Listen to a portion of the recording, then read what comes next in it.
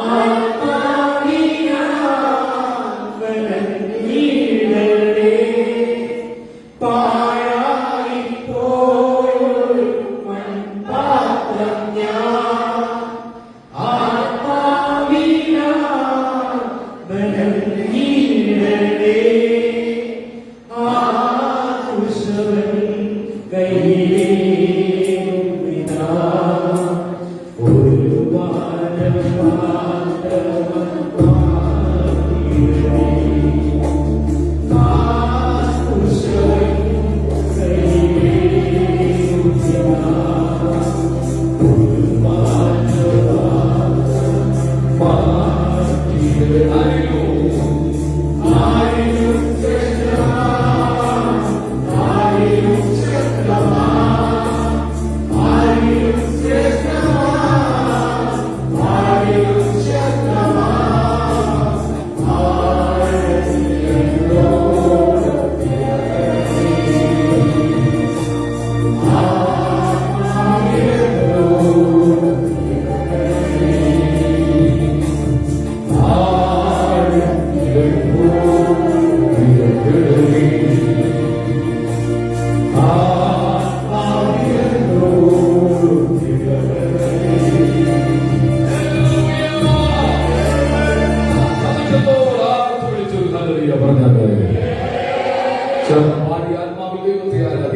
ദൈവത്തിന് സ്തോത്രം, ദൈവത്തിന് സ്തോത്രം, ദൈവത്തിന് സ്തോത്രം. ഇന്ന് വന്നേക്കും കരവടച്ചു ചെറുപാടി ആത്മശക്തിയോട് ദൈവത്തെ സ്തുതിക്കുക.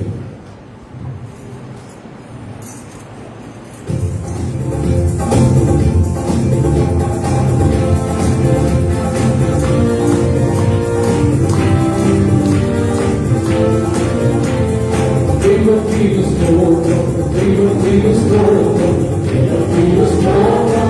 ഇന്നോടെ ദൈവത്തിന് സ്തോത്രം, ഇന്നോടെ ഓ ദൈവത്തിന് സ്തോത്രം, ദൈവത്തിന്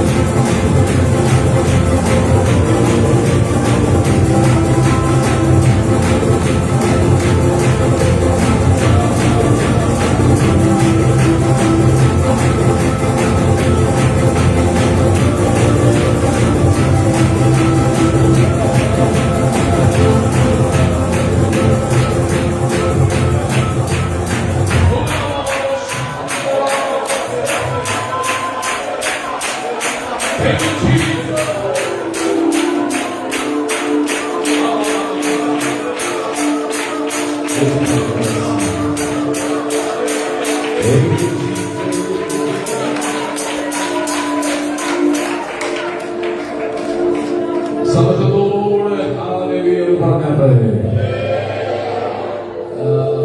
സിസ്റ്റർ ഷാരോ ജോസഫ് പ്ലീസ് ഒന്ന് വന്നു. ഷാരോ ആ സഹോദരിയുടെ ആരാധന ഞങ്ങളെപ്പോഴും ചിന്തിച്ചു. കഴിഞ്ഞ ദിവസം ടെസ്റ്റ് പണിയിലാണ് അവരിത്രയും തുള്ളി ചാടി ആരാധിക്കാനുള്ള രഹസ്യം.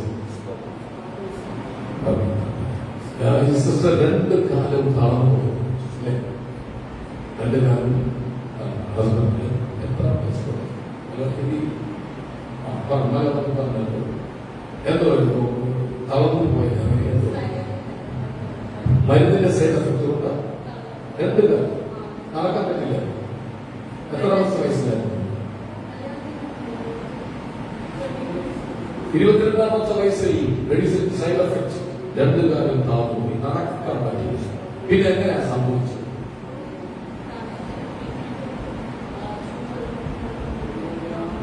ശരിക്കും പറഞ്ഞ നടക്കത്തില്ല. അപ്പൊ ഇപ്പൊ ചൊല്ലാനുള്ള കാരണം എന്താ? ഒരാമിനോട് പറഞ്ഞത് ഇങ്ങനെ ഓരോരുത്തരെ വിളിച്ചു ചോദിച്ചാൽ ഓരോ ടെസ്റ്റിനും ഒത്തിരി കൈയടിക്കുന്നു, ഒത്തിരി ഹല്ലേലൂയ പറയുന്നു, ഒത്തിരി ശബ്ദം പറയുന്നതിന്റെ റീസൺ കണ്ടുപിടിക്കാം. ആരാധന വിടുതൽ വ്യാപരിക്കുന്നത്. അതുകൊണ്ട് മൗനമായി ഇരിക്കാതെ തുള്ളി ചാടി ആത്മാവിൽ ആരാധിക്കാൻ നിങ്ങൾ വിടുതൽ അനുസരിച്ച് ദൈവത്തിന് മഹത്വം കൊടുക്കണം. അവൻ ഉറക്കെ പറഞ്ഞാണ് എനിക്ക് ഒരു ഉപകാരവും ദൈവം ചെയ്തിട്ടില്ല. അങ്ങനെയുള്ളവരുണ്ടെങ്കിൽ ഈ ശ്വാസം കിട്ടോ, ഈ ശ്വാസം എടുക്കാൻ ദൈവം അനുവദിക്കുന്നത് വിടുതലാണ്.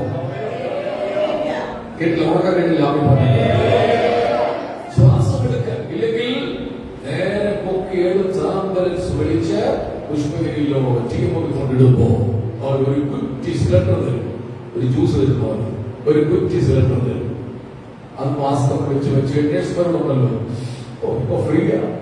ഈ ശ്വാസം മുട്ടി കിടന്നപ്പോൾ ഓക്സിജൻ കിട്ടിയപ്പോൾ സന്തോഷമായി. പോകുമ്പോൾ ഒരു സെപ്പറേറ്റ് ബില്ല് തരും. ആ ബില്ല് എന്തിനാണെന്നറിയാം?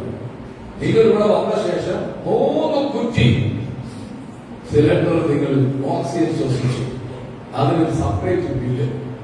അപ്പൊ നിങ്ങൾ പറയും ഓക്സിജൻ ഫ്രീ അല്ലേ, ഇതിനൊരു കാശ് വാങ്ങിക്കുന്ന ആ ഫ്രീയാ. നിങ്ങൾക്ക് എടുക്കാൻ പറ്റാതെ വന്നപ്പോൾ ഞങ്ങളാ തന്നത്. ഞാൻ പറയുന്നത് മനസ്സിലാക്കുന്നുണ്ടോ? ശ്വാസം എടുക്കാൻ അനുവദിക്കുന്ന ദൈവത്തെ കൊണ്ടുവന്ന ആ ദൈവത്തെ, അവരുടേതായ ദൈവത്തെ, അതാണ് ദൈവം ചെയ്യുന്ന ഉപകാരങ്ങൾ ഓർത്തുകൊണ്ട് ദൈവത്തെ ആരാധിക്കണം. ഒന്നും ചെയ്തില്ലെങ്കിലും ഈ കാര്യം ഓർത്താൽ മതി. ഒന്നും ചെയ്തില്ലെങ്കിലും ശ്വാസം എടുക്കാൻ കർത്താവ് അനുവദിക്കുന്നുണ്ടോ? നമുക്ക് എഴുന്നേറ്റ് നിന്ന് ചേർത്തുള്ള എന്റെ പാറയാകും യേശുനാഥ, എന്നെ കാക്കും ദൈവമേ. ഈ ഗാനം കരമടിച്ച് നൃത്തം ചെയ്ത് കുഞ്ഞുങ്ങൾ പകരൊക്കെ ആത്മാവിൽ ശക്തിപ്പെട്ട് ആരാധിക്കണം. ആരാധന അങ്ങേക്ക്.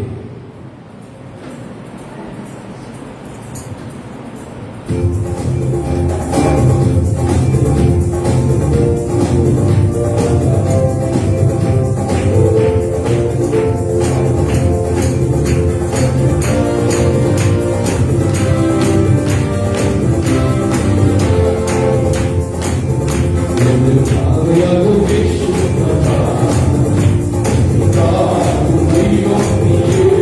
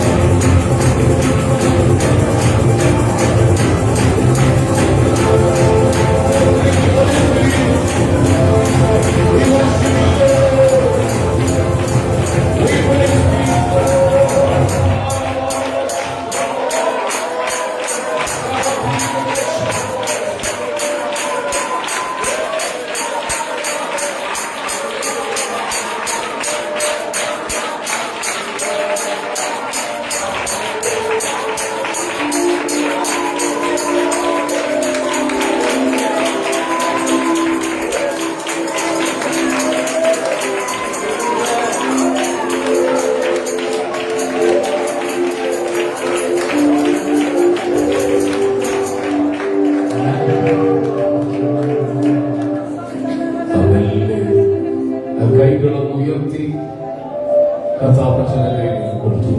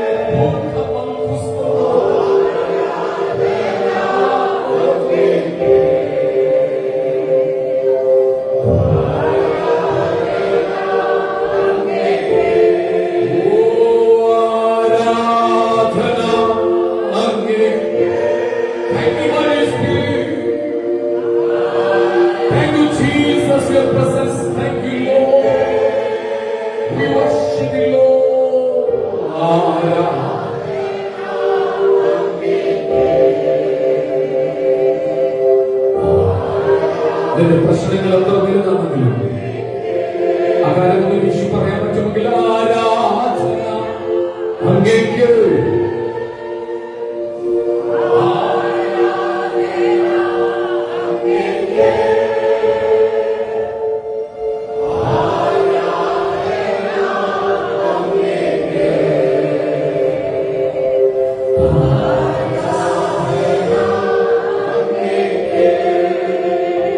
ഒരു സെക്കൻഡ് കൈ ഉയർത്തി പിടിച്ചു, കണ്ണ ഉയർത്തി.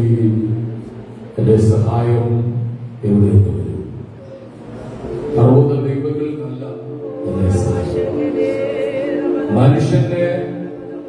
മനുഷ്യൻ സൃഷ്ടിക്കുന്ന ദൈവങ്ങളിൽ നല്ല മനുഷ്യനെ സൃഷ്ടിച്ചൊരു ദൈവം, എന്നെ നിങ്ങളെ സൃഷ്ടിച്ചൊരു ദൈവം. ആ ദൈവം മയങ്ങുന്നില്ല, ഉറങ്ങുന്നില്ല. ഇസ്രായേലിന്റെ പരിപാലനത്തിൽ മയങ്ങുന്നില്ല, ഉറങ്ങുന്നില്ല. എങ്കിൽ ഇന്നലെ രാത്രി നീ ഉറങ്ങിയപ്പോൾ നിനക്ക് ചുറ്റും കാവലായി നിന്ന് രാവിലെ ഉണരാൻ ദൈവം ഭാഗ്യം. ഞങ്ങളൊപ്പം വർഷിപ്പിൽ ലൈവിലൂടെ പങ്കെടുക്കുന്ന പ്രിയപ്പെട്ടവരെ, നിങ്ങൾ കഴിഞ്ഞ രാത്രിയിൽ കിടന്നുറങ്ങി. ദൈവമാണ് നിങ്ങൾക്ക് കാവൽ നിന്നത്. ഇന്നലെ രാത്രി എത്രയോ മരിച്ച് ലോകത്തിൽ നിന്ന് മാറ്റപ്പെട്ടു. എത്രയോ കുടുംബങ്ങൾ വിലാപ ഭവനമായി മാറി. പക്ഷെ ദൈവം നിങ്ങളെ സൂക്ഷിച്ചു, ദൈവം നിങ്ങളെ കരുതി. ഞങ്ങൾ ഇതുവരെ എത്തുവാൻ നീ മാത്രം.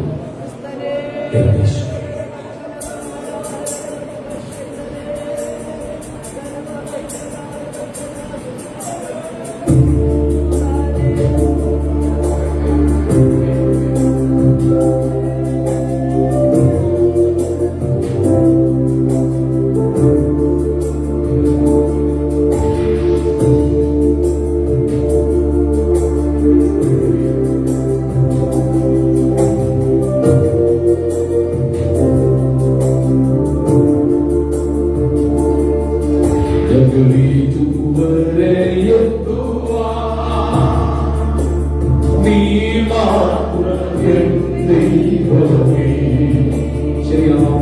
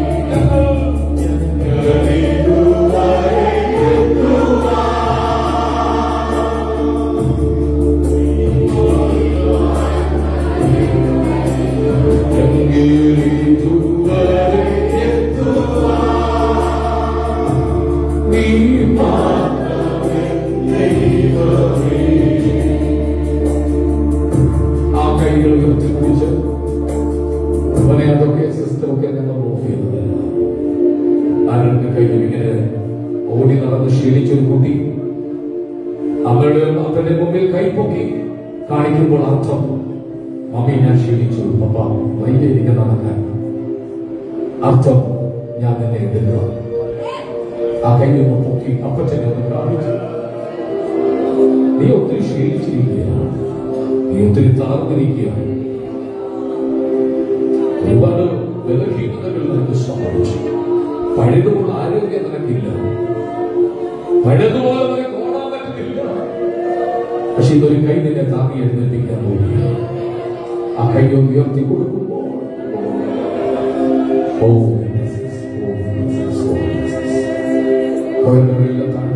നിങ്ങൾ കൈയിൽ ഉയർത്തി പിടിച്ചിരുന്നാണ്ട് ഭയങ്കര പ്രസൻസ്, ഭയങ്കര ദൈവസാന്നിധ്യം. അവരെല്ലാവരും താഴെ നിന്ന് കൈ ഉയർത്തി പിടിച്ചിട്ടുണ്ട്. ഓരോരുത്തരും ദൈവത്തോട് സംസാരിച്ചുകൊണ്ടിരുന്നുണ്ട്. നിങ്ങൾക്ക് ഇന്ന് പറയാൻ കൊണ്ടുവന്ന വിഷയം ദൈവത്തോടൊന്ന് പറഞ്ഞാൽ തുടങ്ങി. നിങ്ങൾ പറയാൻ കൊണ്ടുവന്ന വിഷയം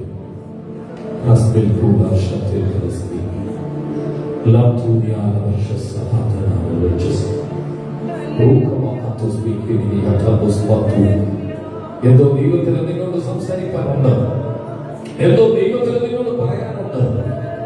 അതുകൊണ്ട് കൈകൾ മക്കളെ, കുഞ്ഞുങ്ങളെ, കൈകളെല്ലാം ഉയർത്തി പിടിച്ചു.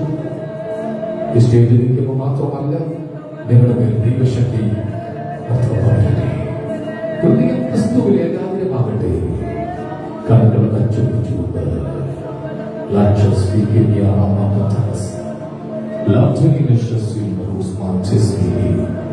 എന്തോ ഇപ്പോ സഭയ്ക്കകത്ത് നടന്നുകൊണ്ടിരിക്കുന്നു. എനിക്ക് മുന്നമേൽ അത് പറയാൻ കഴിയില്ലെങ്കിലും സൗഖ്യത്തിന്റെ ശക്തി ഇപ്പോൾ ഹോളിനകത്ത് വെളിപ്പെടുക.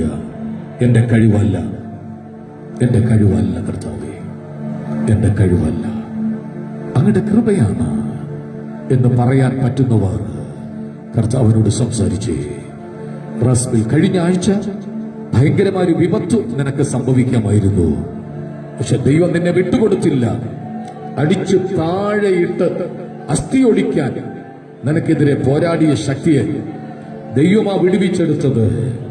ഇന്ന് പകൽക്കാല ദൈവത്തിന് നന്ദി പറഞ്ഞാട്ടെ, നന്ദി പറഞ്ഞാട്ടെ, നന്ദി പറഞ്ഞാട്ടെ. യേശു കർത്താവിന് നന്ദി പറഞ്ഞാട്ടെ. റസ്ബിൽ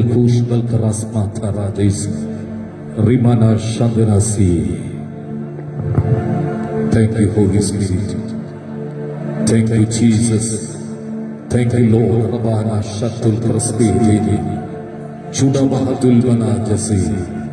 ഇപ്പോൾ ഈ ഹോളിനകത്ത് അത്ഭുത സൗഖ്യങ്ങൾ സംഭവിച്ചുകൊണ്ടിരിക്കുന്നു. ഈ ഹോളിനകത്ത് വിടുതൽ സംഭവിച്ചുകൊണ്ടിരിക്കുന്നു. കൃപാവരങ്ങൾ, കൃപാവരങ്ങൾ ഇന്ന് പകൽ ചിലരെ ദൈവം അണിയിക്കാൻ പോകുകയാണ്. കൃപാവരങ്ങളാൽ ദൈവം ചിലരെ അണിയിക്കാൻ പോകുകയാണ്.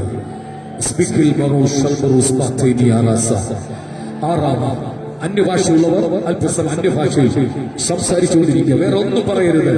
സ്തോത്രം ഹല്ലേലൂയ ഒന്നും പറയാതെ അന്യഭാഷ പറയുക. അത് കിട്ടാനുള്ളവർ ആഗ്രഹിച്ച് സ്തോത്രം ചെയ്തുകൊണ്ടിരിക്കട്ടെ. മഹത്വപൂർണനായ കർത്താവ് ഇതിന്റെ നടുവിൽ എഴുന്നള്ളി വന്നിട്ടുണ്ട്. തേജോമനായ കർത്താവ് ഇതിന്റെ നടുവിൽ എഴുന്നള്ളി വന്നിട്ടുണ്ട്. നിന്റെ ചേർന്നവ നിൽക്കുന്നു, നിന്റെ തൊട്ടടുത്തവ നിൽപ്പുണ്ട്. മറ്റാരേക്കാ നിന്റെ തൊട്ടടുത്ത യേശു നിൽപ്പുണ്ട്. നിന്നെ തൊടേണ്ടതിന് വേണ്ടി നിന്റെ തൊട്ടടുത്ത യേശു നിൽപ്പുണ്ട്. അസാധാരണമായ അഭിഷേകങ്ങൾ ഇതിനകത്ത് വെളിപ്പെട്ടു വരികയാണ്. അസാധാരണമായ ദൈവകൃപ ഇതിനകത്ത് വെളിപ്പെട്ടു വരികയാണ്. ഞാൻ കാണുന്നു യേശുവിന്റെ മുറിഞ്ഞ കൈ ചിലരെ തൊടുകയാണ്. ഏറ്റെടുക്കാൻ കഴിവുള്ളവർ ഏറ്റെടുത്തുകൊള്ളുക. പ്രാപിപ്പാൻ ആഗ്രഹിക്കുന്നവർ കൈയടിക്കരുത്. അല്പസമയം കൈയടിക്കാതെ വാ തുറന്ന് ആർത്തു വിളിച്ച് സ്തോത്രം ചെയ്തുകൊണ്ടിരുന്നാട്ട്, ആർത്തു വിളിച്ച് സ്തോത്രം ചെയ്തുകൊണ്ടിരുന്നാട്ട് അസാധാരണമായ ശക്തി ദൈവത്തിന്റെ മേൽ പകരാൻ പോകുകയാണ്. എനിക്കറിയാം കൈയടിക്കാൻ പറ്റത്തില്ല. കൈയടിക്കാതെ നിൽക്കാൻ പറ്റുമെങ്കിൽ കൈ ഉയർത്തിപ്പിടിച്ച് ഉറക്കെ ഒന്ന് ഹല്ലേലൂയ പറഞ്ഞാട്ട്.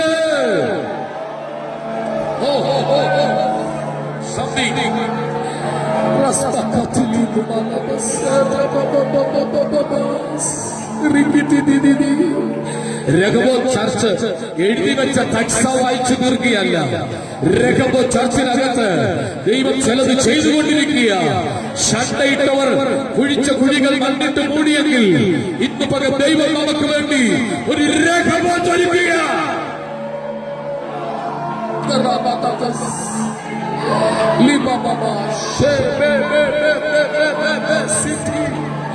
ഉറക്കെ അന്യഭാഷ പറയാൻ ഇഷ്ടമുള്ളവർ ഉറക്കെ അന്യഭാഷ പറഞ്ഞാട്ടെ.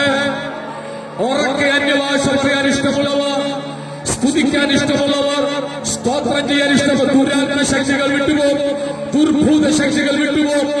പട്ടണത്തിൽ വ്യാപരിക്കുന്ന, ഗ്രാമത്തിൽ വ്യാപരിക്കുന്ന ദൈവപ്രവൃത്തി വെളിപ്പെട്ടു വരട്ടെ.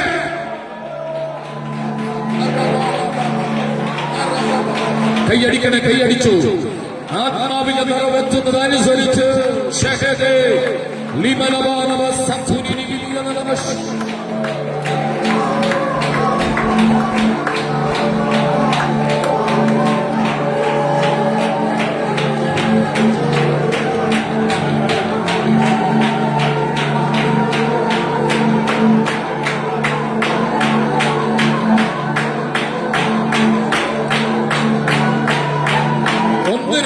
സെക്കൻഡ് നമ്മൾ ഒരു കാര്യം ചെയ്യാൻ പോവുകയാണ്. കുഞ്ഞുങ്ങളെല്ലാം പ്ലീസ് ഇതോടെ നോക്കുകയും 1, 2, 3 സെക്കൻഡ് സമയം നമ്മൾ കർത്താവിനെ ആർപ്പിട്ട് ആരാധിക്കാൻ പോവുകയാണ്. അവർ ആർക്കുന്ന ശബ്ദത്തിൽ ഉമ്മരപ്പടിയുടെ അടിസ്ഥാനം കുലുകയും. ആരാധിക്കുന്നത് എന്തെങ്കിലും വിടുതൽ കിട്ടാനല്ല. ആരാധിച്ചാൽ എല്ലാം തരാമെന്ന് പറഞ്ഞത് പിശാചാണ്. ആരാധിക്കുന്നത് എന്തെങ്കിലും കിട്ടാനല്ല. ആരാധിക്കുന്ന ദൈവത്തിന് മഹത്വം കൊടുക്കാൻ വേണ്ടിയാണ്. എങ്കിൽ നിങ്ങളുടെ കൈ ഷോൾഡറിന് മേളിലോട്ട് പൊക്കാൻ കഴിയാത്തവരുണ്ടെങ്കിൽ ഇപ്പോ നിങ്ങൾ പൊക്കിക്കോണം.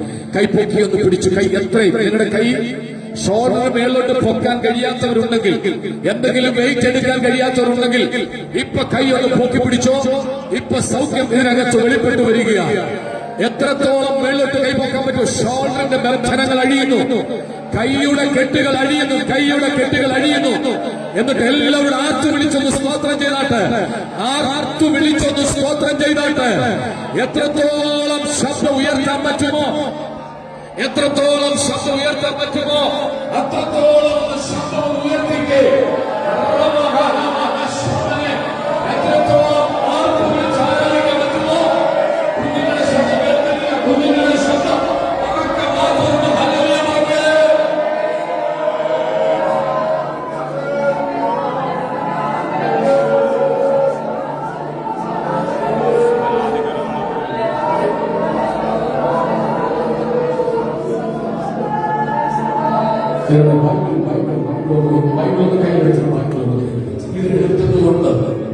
ഇത് എടുത്തതുകൊണ്ട് ദൈവം എന്നെ ഉയർത്തിയെന്ന വിശ്വാസത്തിൽ മാത്രം അമ്മയോട് ഉയർത്തിപ്പിടിച്ചത്.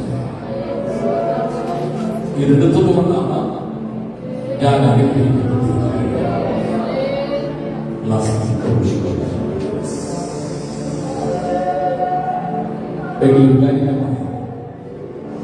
ഇതിനെ നീ ആലിംഗനം ചെയ്താൽ ഇത് നിന്നെ ആലിംഗനം ചെയ്യാൻ പോകുക.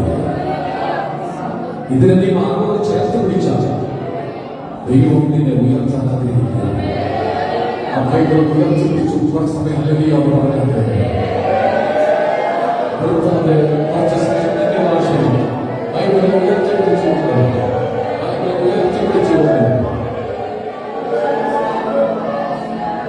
ബൈബിൾ ഉയർത്തിപ്പിടിച്ചുകൊണ്ട് നാമത്തിൽ ഇത് ഉയർത്തിയതുകൊണ്ട് എന്നെ നീ ഉയർത്തി എന്ന് പറഞ്ഞ് ദൈവത്തിനോട് ഹല്ലേലൂയ പറഞ്ഞാണ്. ഹല്ലേലൂയ പറഞ്ഞാണ്. ഇത് ഉയർത്തിയതുകൊണ്ട് എന്നെ ദൈവം ദേശത്ത് ഉയർത്തി മാനിച്ചു എന്ന്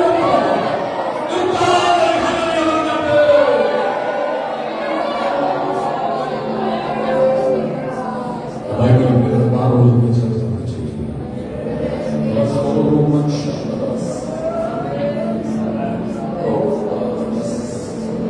എന്റെ ജീവിതത്തിൽ ഇതെടുത്തതാണ് ഞാൻ അനുഗ്രഹിക്കുന്നത്. എന്റെ ജീവിതത്തിൽ ഞാനിത് ഉയർത്തിയതാണ് എന്നെ ഉയർത്തിയത്. എന്റെ കഴിവല്ല, എന്റെ ബലമല്ല, ദൈവത്തിന്റെ കരുണയാണ്. കർത്താവേ, അവിടുത്തെ സാന്നിധ്യം വരുന്നു. ആ സാന്നിധ്യം ഞങ്ങളുടെ മുന്നിൽ അനുഭവിക്കുക. ഞങ്ങളെ സ്പർശിക്കണമേ.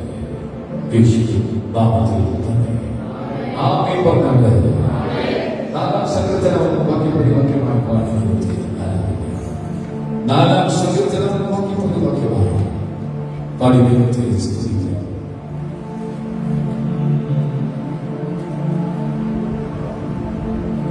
എന്റെ നീതിയായ ദൈവമേ, ഞാൻ വിളിക്കുമ്പോൾ ഉത്തരം പറയണമേ. ഞാൻ ഞെരുക്കത്തിലിരുന്നപ്പോൾ നീ എനിക്ക് വിശാലത വരുത്തി. എന്നോട് തോന്നി എന്റെ പ്രാർത്ഥന കേൾക്കണമേ.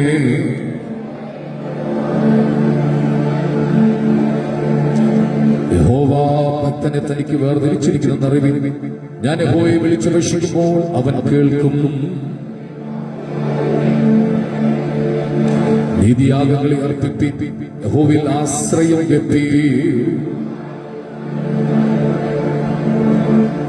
ധാന്യം വീഞ്ഞു വർദ്ധിച്ചു അവർക്കുണ്ടായതിലധികം സന്തോഷം നീ എന്റെ ഹൃദയത്തിൽ നൽകിയിരിക്കുന്നു. ഇപ്പൊ വായിച്ച വാക്യം ഉറക്കെ വായിച്ചു കഴിഞ്ഞാൽ സമാധാനത്തോട് കിടന്നുറങ്ങും. ഞാൻ സമാധാനത്തോട് കിടന്നുറങ്ങും.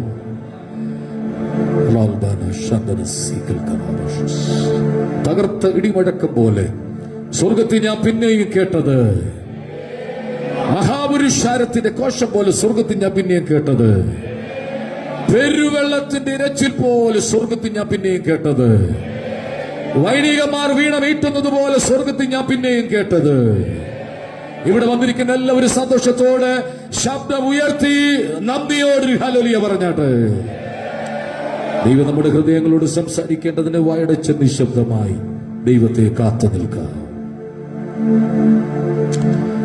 പണി തീരാത്ത ഒരു വീട് പോലെ പലതും മുടങ്ങിക്കിടക്കുന്നെങ്കിൽ അതിന്റെ പിന്നിൽ ഞാൻ എന്റെ കരം വെളിപ്പെടുത്താൻ പോവുകയാണ്. തുടങ്ങിവെച്ച പലതും അവസാനിപ്പാൻ ആഗ്രഹമുണ്ടെങ്കിലും നടക്കാതിരിക്കുന്ന മേഖലകൾ എന്റെ കയ്യിൽ എത്തിപ്പിടിക്കാൻ പോവുകയാണ്. ഞാൻ നിന്നെ എന്റെ കയ്യിൽ മോതിരമാക്കി മാറ്റി ശ്രേഷ്ഠതയുള്ള ഒരു വഴിയിലൂടെ ഞാൻ എന്റെ ജനത്തെ നടത്താൻ പോവുകയാണ്.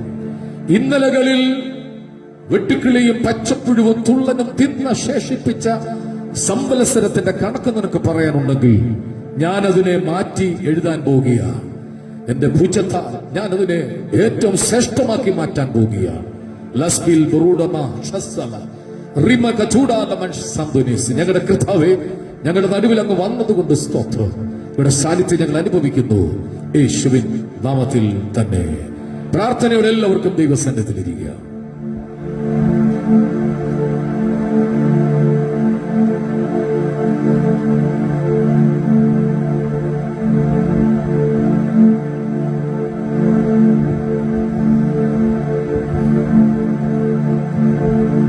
Praise the Lord. Hallelujah. ഇന്നത്തെ സഭായോഗത്തിൽ വ്യാപരിച്ച അസാധാരണ സാന്നിധ്യം ശരീരത്തിലും ആത്മാവിലും വെളിപ്പെട്ടവർ മാത്രം കയ്യൊന്നടിച്ച് ദൈവത്തിന് സ്തോത്രം ചെയ്തോട്ടെ. ഓരോ സഭായോഗങ്ങളും ദൈവം ശ്രേഷ്ഠമാക്കി മാറ്റുന്ന കൃപയ്ക്കായി നന്ദി പറയുകയാണ്. സങ്കീർത്തനത്തിൽ കണ്ടത്, ഞാൻ സമാധാനത്തോട് കിടന്ന് ഉറങ്ങും. നീയല്ലോ എന്നെ ഭയം കൂടാതെ വസിപ്പിച്ച് ഈ വിശുദ്ധ പകൽ ദൈവം നമ്മെ കൊണ്ടുവന്നല്ലോ. അതിനായി ഞാൻ ദൈവത്തിന് നന്ദി പറയുകയാണ്. പരിശുദ്ധാത്മാവിന്റെ സാന്നിധ്യം വന്ന നിമിഷം മുതൽ വ്യാപരിക്കുക. പ്രത്യേകിച്ച് യൂത്ത് മീറ്റിംഗ് പ്രാർത്ഥിച്ചു തുടങ്ങിയ നിമിഷം മുതൽ വലിയ ദൈവകൃപ കർത്താവ് പകർന്നു. പ്രാർത്ഥനയുടെ അന്തരീക്ഷം ഈ ഹാളിനകത്ത് നിറഞ്ഞു നിൽക്കുകയാണ്. ഇന്നലെ 7 മണി തൊട്ട് 8 മണി വരെ 1 നാഴിക പ്രാർത്ഥന ഇവിടെ ഉണ്ടായിരുന്നു. 1 മണിക്കൂറത്തെ പ്രാർത്ഥന പങ്കെടുത്തവർക്കായി ഞാൻ സ്തോത്രം ചെയ്യും. വളരെ അനുഗ്രഹിക്കപ്പെട്ട ഒരു പ്രാർത്ഥനയാണ് ഇവിടെ നടന്നു വരുന്ന എല്ലാ ശനിയാഴ്ചയും. കഴിവതും നിങ്ങൾ എല്ലാവരും എത്തിച്ചേരാൻ ശ്രമിക്കണം. 1 മണിക്കൂറേ ഉള്ളൂ. നിങ്ങളുടെ വിഷയങ്ങൾ, നിങ്ങളുടെ കുഞ്ഞുങ്ങളുടെ വിഷയങ്ങൾ, നമ്മുടെ ചർച്ചിന്റെ വിഷയങ്ങൾ എല്ലാം വെച്ച് പ്രാർത്ഥിക്കുന്ന 1 മണിക്കൂർ, 1 നാഴിക പ്രാർത്ഥനയാണ്. യേശു ശിഷ്യന്മാരോട് പറഞ്ഞ ഒരു സന്ദേശമാണ്. അതിനകത്ത് വലിയ അർത്ഥമുണ്ട്, അതിനകത്ത് വലിയ ഗൗരവമുണ്ട്. കാരണം എത്രയോ സമയങ്ങൾ യേശു ശിഷ്യന്മാരുമായിട്ട് പ്രാർത്ഥിക്കാൻ മലയിൽ കയറിയിട്ടുണ്ട്. എത്രയോ പ്രാവശ്യം യേശു ശിഷ്യന്മാരെ പറഞ്ഞു വിട്ടിട്ട് യേശു ഒറ്റയ്ക്കിരുന്ന് പ്രാർത്ഥിച്ചിട്ടുണ്ട്. യേശുവിന്റെ ശുശ്രൂഷയുടെ വിജയ രഹസ്യം എന്ന് പറയുന്നത് പ്രാർത്ഥനയാണ്. അങ്ങനെയെങ്കിൽ നമ്മുടെ വിജയ രഹസ്യം എന്ന് പറയുന്നത് നമ്മുടെ ചർച്ചിൽ അംഗത്വമുള്ളത് കൊണ്ട് മാത്രമല്ല, നമ്മുടെ വിജയം പ്രാർത്ഥന തന്നെയാണ്. പ്രാർത്ഥിക്കുന്ന പരാജയപ്പെടാൻ ദൈവം അനുവദിക്കത്തില്ല. പ്രാർത്ഥിക്കുന്നവരെ തകർക്കാൻ ഒരു ശക്തിക്കും കഴിയത്തില്ല. പ്രാർത്ഥിക്കുന്നവന്റെ ജീവിതം ധന്യമായി തീരും. പ്രാർത്ഥിക്കുന്നവന്റെ തലമുറ ശ്രേഷ്ഠമായി മാറും. പ്രാർത്ഥിക്കുന്നവന്റെ തലമുറ അലഞ്ഞു നടക്കാൻ ദൈവം അനുവദിക്കത്തില്ല. പ്രാർത്ഥിക്കുന്നവന്റെ കുടുംബം ശപിക്കപ്പെടാൻ ദൈവം അനുവദിക്കത്തില്ല. പ്രാർത്ഥിക്കുന്നവർക്കായി ഞാൻ ദൈവത്തിന് സ്തോത്രം ചെയ്യുക. പ്രാർത്ഥന ദൈവത്തോട് സംസാരിക്കുകയാണ്. ദൈവത്തോട് സംസാരിച്ചിട്ട് ആരും തോറ്റുപോയിട്ടില്ല. ദൈവത്തോട് സംസാരിച്ചിട്ട് മറുപടി ഇല്ല എങ്കിൽ ആ സുറോഫ്യക്കാരി സ്ത്രീ യേശു ഒന്നും മിണ്ടുന്നില്ല എന്ന് കണ്ടിട്ടും അവളോട് വിശ്വാസം കണ്ടിട്ട് യേശു പ്രവർത്തിച്ച പോലെ ഈ ദിവസങ്ങളിൽ നിങ്ങൾ പ്രാർത്ഥിച്ച പല വിഷയങ്ങളും യേശു മൗനമായിരിക്കുന്നെങ്കിൽ ഉറപ്പു തരാം, യേശു സംസാരിക്കാൻ പോകുക. കേട്ടില്ല. യേശു നിങ്ങൾക്ക് വേണ്ടി സംസാരിക്കാൻ പോകുക. ഒന്നും മിണ്ടുന്നില്ല. ശിഷ്യന്മാര് പറഞ്ഞു, ഗുരു എന്തായി കാണിക്കുന്നത്? ആ സ്ത്രീ നിന്റെ പുറകെ നടന്ന് ശല്യം ചെയ്യല്ലേ, അവളെ പറഞ്ഞു വിട്. ശിഷ്യന്മാർ യേശുവോട് അവളെ പറഞ്ഞു വിട് കർത്താവേ. അവളോട് പുറകെ കരഞ്ഞുകൊണ്ട് വരുന്നു. അവിടെ കുഞ്ഞുമകൾ രോഗിയായി കഴിയുകയാണ്. എന്നിട്ട് നീ ഒന്നും മിണ്ടാതെ നടക്കുന്നത്? എത്ര നേരമായി അവൾ പുറകെ കൂടിയിട്ട്? എത്ര മണിക്കൂറായി അവൾ കരഞ്ഞുകൊണ്ട് പുറകെ നടക്കുക? അവിടെ ഒരു വാക്കുണ്ട്, യേശു ഒന്നും മിണ്ടിയില്ല. എങ്കിൽ ശിഷ്യന്മാര് പറഞ്ഞപ്പോൾ യേശു തിരിഞ്ഞ് അവളോട് സംസാരിച്ചു. ആദ്യം ഞാൻ യഹൂദന്മാർക്ക് വേണ്ടിയാ വന്നത്, അവരുടെ കാര്യം നടക്കട്ടെ. യേശു പറഞ്ഞൊരു വാക്കാണ്, അപ്പം നായ്ക്കുട്ടികൾക്ക് ഇട്ടുകൊടുക്കുന്ന വിഹിതമല്ല. നായ്ക്കുട്ടികൾക്ക് ഇട്ടുകൊടുക്കുന്നത് അവിടെ നോക്കി വിളിച്ചു പറഞ്ഞു, നീ ഒരു നായ്ക്കുട്ടിയാണെന്ന് പറഞ്ഞിട്ടും അവൾ പറഞ്ഞൊരു വാക്കുണ്ട്, അപ്പാ, ഡാഡി, പിതാവേ, ആഹാരം കഴിക്കുന്ന മേശയിൽ നിന്ന് വീഴുന്ന നുറുക്ക് കഷ്ണങ്ങൾ താഴെ കിടക്കുന്ന നായ്ക്കുട്ടികൾ പറക്കുമെങ്കിൽ അത് ഞാൻ എടുത്തോളാം. യേശു അവളുടെ വിശ്വാസം കണ്ടിട്ട് അവിടെ കുഞ്ഞിന് സൗഖ്യം കൊടുക്കുക. ഇന്ന് പകൽക്കാലം ചിലർക്ക് ഇതിനകത്ത് സൗഖ്യം വന്നുകൊണ്ടിരിക്കുക, ചിലർക്ക് ഇതിനകത്ത് വിടുതൽ വന്നുകൊണ്ടിരിക്കുക. നീ വന്നതുപോലെ അല്ല, ഇരട്ടി ബലത്തോടെ ദൈവത്തിനെ പറഞ്ഞയക്കുക. ആ കൈയൊന്ന് ചേർത്തടിച്ചൊന്ന് ദൈവത്തിന് മഹത്വം കൊടുത്താട്ടെ. ഇന്ന് പകൽ ഇവിടെ വെളിപ്പെട്ട ദൈവശക്തിക്കായി ഞാൻ ദൈവത്തിന് സ്തോത്രം ചെയ്യുക. ഈ കഴിഞ്ഞ ദിവസങ്ങളൊക്കെ ദൈവം നമ്മൾ സംസാരിച്ചുകൊണ്ടിരിക്കുന്ന വിഷയമാണ്. പകയ്ക്കുന്നവർ കാണുക, ഞങ്ങൾക്ക് അടയാളം തരണം. ഈ ദിവസങ്ങളിൽ ഏതെങ്കിലും വിഷയത്തിൽ അടയാളം കിട്ടിയവർ മാത്രം കൈപൊക്കിക്കുക. പ്രാർത്ഥിച്ച വിഷയത്തിന് അടയാള സഹിതം മറുപടി കിട്ടിയവർ, നിന്ദിച്ചവരുടെ മുമ്പിൽ, പരിഹസിച്ചവരുടെ മുമ്പിൽ എന്തെങ്കിലും അടയാളം കിട്ടിയവർ ധൈര്യമായിട്ട് കൈപൊക്കിക്കട്ടെ. ധൈര്യമായിട്ട് ആ കൈകളെ ഓർത്ത് ഞാൻ ദൈവത്തിന് നന്ദി പറയുക. എങ്കിൽ ഞാൻ വിശ്വസിച്ചു, നിങ്ങൾ എഴുതി വെച്ചോ, ഇവിടെ വന്ന് പറയത്തക്കവണ്ണം ദൈവം വീണ്ടും ചിലർക്ക് അടയാളം ചെയ്യാൻ പോകുക. പകയ്ക്കുന്നവരുടെ മുമ്പിൽ, ആക്ഷേപിക്കുന്നവരുടെ മുമ്പിൽ, നിന്ദിക്കുന്നവരുടെ മുമ്പിൽ, നിനക്കെതിരെ അപവാദം പറയുന്നവരുടെ മുമ്പിൽ ദൈവത്തിനെ മാനിക്കാൻ പോകുക.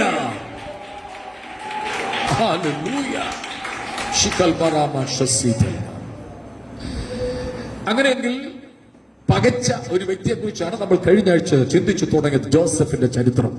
ജോസഫിനെ കുറിച്ച് 3-4 കാര്യങ്ങൾ പറഞ്ഞു. പകയ്ക്കുന്നു, ദേഷിക്കുന്നു, സമാധാനത്തോട് ജോസഫിനോട് സംസാരിക്കാൻ കഴിയുന്നില്ല, ജോസഫിനെ കൊല്ലാൻ ഗൂഢാലോചന നടത്തുന്നു. അഭിഷേകത്തിന്റെ പേരിൽ, കാഴ്ചപ്പാടിന്റെ പേരിൽ, ദർശനത്തിന്റെ പേരിൽ ഒരു ഭക്തനെ കൊല്ലാൻ ഒരുങ്ങുകയാണ്. ഒടുവിൽ ഞാൻ ഇങ്ങനെയാണ് അവസാനിപ്പിച്ചത്, ജോസഫിനോടല്ല പോരാട്ടം, അവന്റെ അകത്തെ ദർശനത്തോടാ. നമ്മളോടല്ല ആർക്കും പോരാട്ടം, നമ്മുടെ അകത്ത് തിളയ്ക്കുന്ന ഒരു ദർശനമുണ്ട്. എന്റെയും നിങ്ങളുടെ അകത്തൊരു തിളയ്ക്കുന്ന ദർശനമുള്ളത് കൊണ്ടാണ് അതിനെതിരെ ശത്രു പോരാടുന്നത്. അതിനെ ജയിക്കാനുള്ള കൃപ ഇന്ന് പകൽ കർത്താവ് തരാൻ വേണ്ടി പോകും. എല്ലാവരും ഇങ്ങോട്ട് ശ്രദ്ധിച്ചാട്ട്. അങ്ങനെ ജോസഫിനെ സഹോദരന്മാരെ കാണാൻ അപ്പനും അമ്മയും കൂടെ അപ്പം, മലര്, മുന്തിരി അട ഇതെല്ലാം കൂടെ കൊടുത്ത് ജോസഫിനെ വിടുക. സഹോദരന്മാരെ ചെന്ന് ക്ഷേമം അന്വേഷിച്ചു വരണം. ഇതാണ് പറഞ്ഞയക്കുന്നതിന്റെ ചെറിയൊരു സന്ദേശം. ആർക്കെങ്കിലും ഓർമ്മയുണ്ടോ? ഇതുപോലെ അയച്ച മറ്റൊരു വ്യക്തി ശൗമന്റെ പുസ്തകത്തിലുണ്ട്. ദാവീദിനെയും അപ്പനും അമ്മയെ അയച്ചു. അപ്പം, മലര്, അട, സഹസ്രാധിപന് കൊടുക്കാൻ വേണ്ടിയുള്ള വെൺകട്ടി, ഇതെല്ലാം കൊടുത്തു ദാവീദിനെ വിടുക. അതുപോലെ തന്നെ ദേഷിച്ച ഒരു വ്യക്തിയാണ് ക്രിസ്തു. വീടിനകത്ത് ഏറ്റവും അധികം പകയ്ക്കപ്പെട്ട ഒരു വ്യക്തിയായിരുന്നു യേശു. യേശുവിനെ സഹോദരന്മാർ പകച്ചു, ജോസഫിനെ സഹോദരന്മാർ പകച്ചു, ദാവീദിനെ സഹോദരന്മാർ പകച്ചു. ഇങ്ങനെ ഉണ്ടാകുന്ന പക വൈരാഗ്യത്തിലെത്തുകയാണ്. അങ്ങനെ അപ്പോ മലരുമായിട്ട് ജോസഫ് യാത്ര പുറപ്പെടുന്നു. ഉൽപ്പത്തി പുസ്തകത്തിലേക്ക് നമുക്ക് കിടക്കാം വേഗത്തിൽ. ബൈബിൾ എല്ലാവരും ഒന്ന് തുറന്നിട്ട് ബൈബിൾ തുറക്കണം, പറയുന്ന ഭാഗങ്ങൾ വായിക്കണം. നിങ്ങൾ അല്ലെങ്കിൽ സ്ക്രീനിലേക്ക് നോക്കണം. 18ാമത്തെ വാക്യം, 37:18.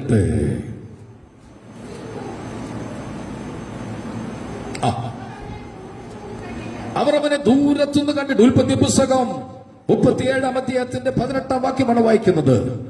അവർ അവനെ ദൂരത്തു നിന്ന് കണ്ടു. ദർശനമുള്ളവന് എത്ര ദൂരെ നിന്നാലും കാണാൻ പറ്റും. അഭിഷേകമുള്ളവന് എത്ര ദൂരത്തു നിന്നാലും കാണാൻ പറ്റും. ജോസഫിന്റെ നടപ്പും ഭാവവും കണ്ടപ്പോൾ അവർ ഉറപ്പായി നിശ്ചയിച്ചു, ആ വരുന്നത് ജോസഫാണ്. ദൂരത്തു നിന്ന് കണ്ടു. അടുത്ത വാക്യമാണ്, അവനെ ആരെ കൊല്ലേണ്ടതിന്? അവരുടെ രക്തബന്ധമാണ്, അവരുടെ കൂടപ്പിറപ്പാണ്. ജോസഫിനെ കൊല്ലാൻ തക്കവണ്ണം ഗൂഢാലോചന നടത്തുകയാണ്. ഞാൻ ചോദിക്കട്ടെ, എന്തെങ്കിലും അവരുടെ അപകരിച്ചോ? എന്തെങ്കിലും അവർക്കെതിരെ അവൻ പ്രവർത്തിച്ചോ? ഇല്ല. പക്ഷെ അവനെ കൊല്ലാൻ വേണ്ടി ഗൂഢാലോചന നടത്തുക. എന്തു വില കൊടുത്തു ചിലരെ ഇല്ലാതാക്കത്തക്കവണ്ണം വ്യാപരിക്കുന്ന പോരിന്റെ മണ്ഡലങ്ങളുടെ എക്സ്പയറി ഇന്ന് തീരുമെന്ന് ഞാൻ വിശ്വസിക്കുക. നീ ഉയരാതിരിക്കത്തക്കവണ്ണം, നീ പൊങ്ങി വരാതിരിക്കത്തക്കവണ്ണം, ഈ ദേശത്ത് വളരാതിരിക്കത്തക്കവണ്ണം നിനക്കെതിരെ ആരെല്ലാം നിന്നെ കൊല്ലാൻ ശ്രമിച്ച് പദ്ധതി ഒരുക്കിയാലും നിന്നെ തൊടാൻ ദൈവം അനുവദിക്കത്തില്ല.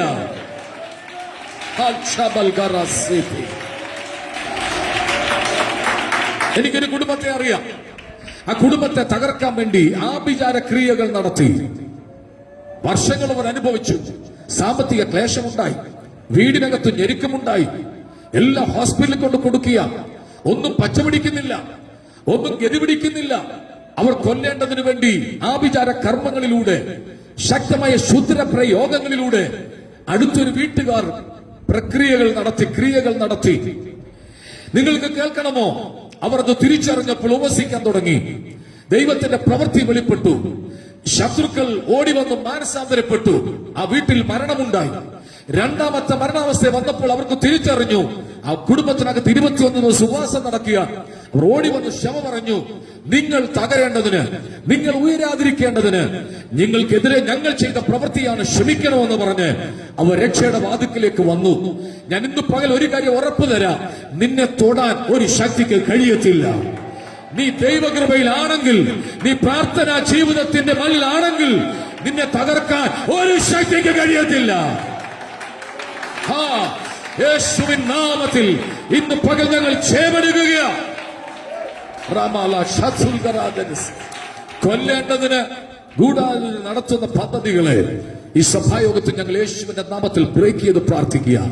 ഏതെങ്കിലും കുടുംബത്തെ ഇല്ലാതാക്കുവാൻ, ഏതെങ്കിലും വ്യക്തിയെ ഇല്ലാതാക്കുവാൻ, എവിടെ നിന്ന് ആരെല്ലാം എന്തെല്ലാം പ്രക്രിയകൾ ചെയ്താലും ഇന്ന് പകൽ ഞങ്ങൾ ആത്മാവിൽ ചേവെടുക്കുകയാണ്. നിന്റെ ഉയർച്ച കണ്ടുകൊണ്ട്, നിന്റെ വർധനവ് കണ്ടുകൊണ്ട്, നിന്റെ ആത്മീയത്തെ കണ്ടുകൊണ്ട് ആരെല്ലാം എന്തെല്ലാം ചെയ്യാൻ നോക്കിയാലും ഒരു ശക്തിക്ക് നിന്നെ തൊടാൻ കഴിയത്തില്ല. വിശ്വസിച്ച് കൈയടിച്ച് ദൈവത്തിന് സ്തോത്രം കൊടുത്താതെ. ഹല്ലേലൂയ.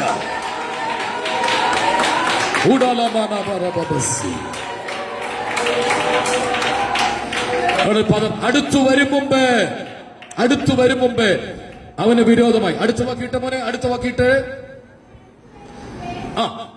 ഇനി അടുത്ത ശ്രദ്ധിക്കുക. അടുത്തതാണ്. അവന്റെ പേരെന്താണ്? ഉറക്കെ പറഞ്ഞേ. സഹോദരന്മാർ പറഞ്ഞ് കേൾക്കുന്നില്ലല്ലോ. ജോസഫിന്റെ പേരെന്താണ്? സ്വപ്നക്കാരൻ. ദാ വരുന്നു സ്വപ്നക്കാരൻ. അവന്റെ സ്വപ്നം എന്താകുമെന്ന് നമുക്കൊന്ന്, ഞാൻ ആ ഭാഗം വായിച്ചപ്പോൾ എന്റെ കണ്ണ് നനഞ്ഞു പോയി. ഉറ്റ രക്തത്തിൽ പിറന്നവർ തന്നെ ദോഷം പ്രവർത്തിക്കുക.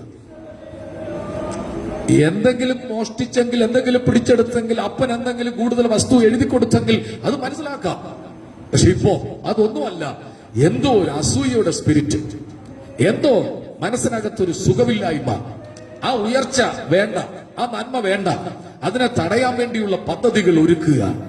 ഇന്ന് പകൽ അത് വില പോകില്ല. ദൈവം നിനക്ക് വേണ്ടി യുദ്ധം ചെയ്യും. ദൈവം നിനക്ക് വേണ്ടി പ്രവർത്തിക്കും. യേശുവിന്റെ നാമത്തിൽ ചില കുടുംബങ്ങൾ പരിശുദ്ധാത്മാവിൽ തന്നെ കാണിക്കുന്നു. നിങ്ങൾ ഇനിയും പരാജയപ്പെടാൻ ദൈവം അനുവദിക്കത്തില്ല. നിങ്ങൾ ഇനി പരാജയപ്പെടാൻ ദൈവം അനുവദിക്കത്തില്ല. നിങ്ങൾ പരാജയപ്പെടാൻ ദൈവം അനുവദിക്കത്തില്ല.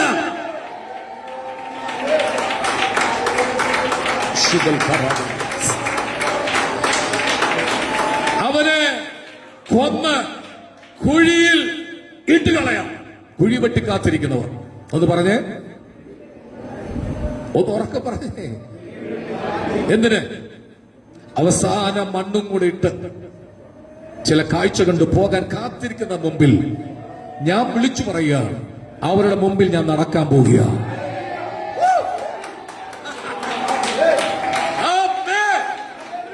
അവരുടെ മുമ്പിൽ ഞാൻ നടക്കാൻ പോകുക. യേശുവിന്റെ നാമത്തിൽ സഭയുടെ തകർച്ച കാണുവാൻ, സഭയുടെ പരാജയം കാണുവാൻ, സഭയ്ക്കെതിരെ ആരെല്ലാം എന്തെല്ലാം ചെയ്താലും ഇന്ന് പകൽ ഞാൻ വിളിച്ചു പറയുക, നമ്മൾ അവരുടെ മുമ്പിൽ നടക്കാൻ പോകുക.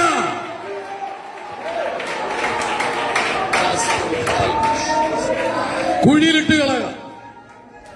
കുഴി കുഴിച്ചവർ ലജ്ജിക്കും. കുഴി കുഴിച്ചവർ ലജ്ജിക്കും. കുഴി കുഴിച്ചവർ ലജ്ജിക്കും. എന്തുകൊണ്ട്? നിന്റെ അകത്തൊരു ദർശനം കിടപ്പുണ്ട്. നിന്റെ അകത്തൊരു സ്വപ്നം കിടപ്പുണ്ട്. ഞാൻ ഇന്ന് പകൽ പറയാം, ജോസഫേ, നിന്റെ പേര് അവര് മാറ്റി. ജോസഫിന്റെ പേര് അവര് മാറ്റി. എന്താ? സ്വപ്നക്കാരൻ. എങ്കിൽ സ്വപ്നം ചിന്നെ ഉയർത്താൻ പോകുക. വീട്ടിൽ വെച്ച് സ്വപ്നം കണ്ട കാര്യം, എല്ലാ സ്വപ്നമൊന്നും എല്ലാവരോടും പറയരുത്. എല്ലാ സ്വപ്നമൊന്നും എല്ലാവരോടും പറയരുത്. ശ്രദ്ധിച്ച്, സ്വപ്നം കാണുന്നത് എല്ലാവരോടും പറഞ്ഞാൽ, പച്ച മലയാളത്തിൽ പറഞ്ഞ പണി കിട്ടും. സ്വപ്നം പറഞ്ഞാൽ പണി കിട്ടും. എന്ത് പണി? ഇത് തന്നെ, കുഴി കുഴിച്ച് കാത്തിരിക്കും. ഒരു വാക്കല്ലേ പറഞ്ഞേ, പക്ഷെ ഇവൻ സാധാരണക്കാരനല്ല. ഞാൻ പെട്ടെന്ന് പറഞ്ഞു വിടാം. ജോസഫ് അടുത്തു വന്നു. അവൻ കൊണ്ടുവന്ന പൊതി അഴിച്ചു. അവരെല്ലാം കൂടെ വട്ടത്തിലിരുന്ന് ഭക്ഷിക്കുക. വന്ന വഴിക്ക് തന്നെ ഒറ്റ അടി കൊടുത്ത് ഉടുപ്പ് വലിച്ചു കീറിയെടുത്ത് ജോസഫിന് വെള്ളമില്ലാത്ത കിണർ, ഒന്നോർക്ക് പറഞ്ഞ് വെള്ളമില്ലാത്ത, യോഹന്നാന്റെ സുവിശേഷം 4-ാം അധ്യായത്തിൽ വായിക്കണ്ട, ഞാൻ പറഞ്ഞു വിടാം. ആ കിണറിനെ ചരിത്രമാക്കി ദൈവം മാറ്റി. യാക്കോബ് ജോസഫിന് കൊടുത്ത കിണറിന്റെ മേൽ എന്റെ യേശു വന്നിരിക്കുക. മനസ്സിലാവുന്നുണ്ടോ? ചരിത്രം തിരുത്തി എഴുതുന്ന ദിവസങ്ങളാക്കി ദൈവം മാറ്റാൻ പോവുകയാണ്.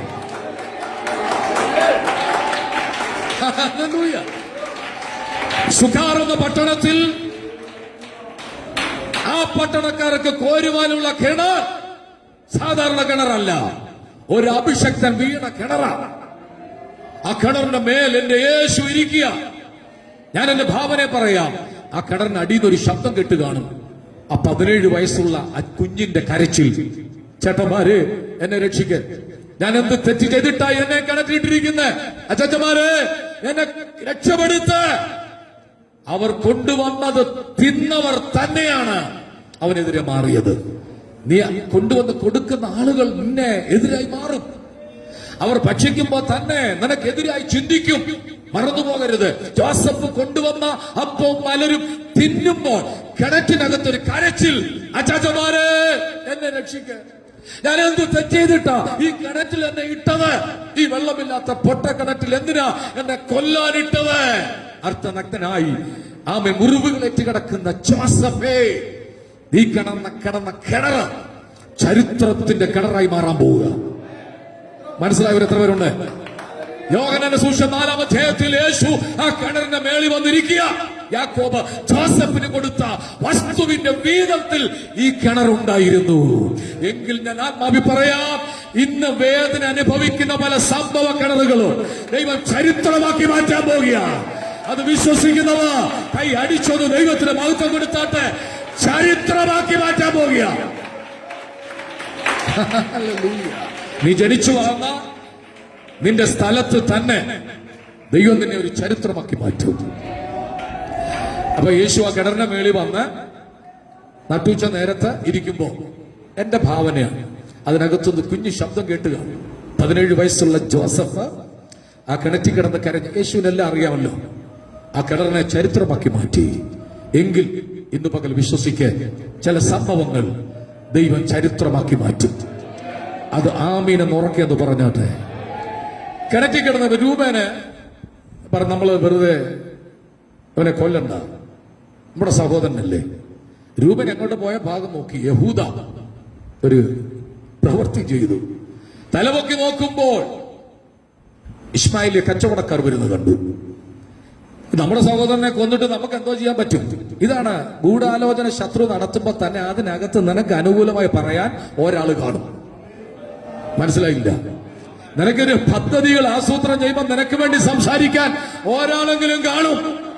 ആരോട് ദൈവം പറയുന്നു? പദ്ധതികളെ ദൈവം പൊളിച്ച് നിനക്ക് വേണ്ടി സംസാരിക്കാൻ ചിലരെ എഴുന്നേൽപ്പിക്കാൻ പോവുക.